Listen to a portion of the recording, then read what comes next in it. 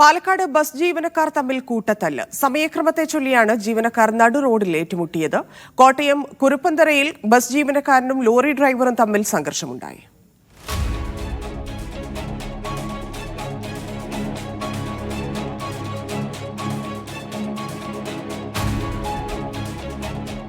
പാലക്കാട് മരുത റോഡിലാണ് ബസ് ജീവനക്കാർ തമ്മിൽ തല്ലിയത്. മേച്ചേരി ബസ്സിലെ ജീവനക്കാരും അശ്വതി ബസ്സിലെ ജീവനക്കാരും തമ്മിലായിരുന്നു സംഘർഷം. സമയക്രമത്തെ ചൊല്ലിയായിരുന്നു ജീവനക്കാർ ഏറ്റുമുട്ടിയത്. 6 പേർക്കെതിരെ പോലീസ് കേസെടുത്തു. ഇതിൽ മേച്ചേരി ബസ്സിലെ ഡ്രൈവർ രാജേഷ് കുമാർ മദ്യപിച്ചാണ് വാഹനമോടിച്ചതെന്ന് പോലീസ് കണ്ടെത്തി. കോട്ടയം കുറുപ്പന്തറ 6 മൈലിൽ ഇന്നലെ രാവിലെ നടന്ന കയ്യാങ്കളിയുടെ ദൃശ്യങ്ങളാണ് ഇന്ന് പുറത്തുവന്നത്.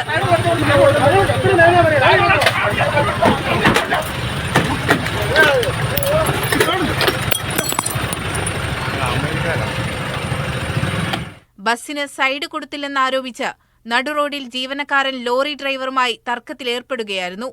എറണാകുളത്ത് നിന്ന് കോട്ടയത്തേക്ക് പോകുകയായിരുന്ന ആവി വരിയ ബസ്സിന് ടാങ്കർ ലോറി ഡ്രൈവർ സൈഡ് കൊടുത്തില്ലെന്നാണ് ആക്ഷേപം.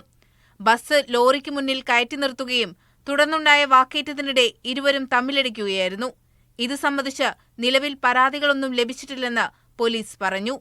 കോട്ടയം ബ്യൂറോയ്ക്കൊപ്പം മീഡിയ 1 പാലക്കാട്.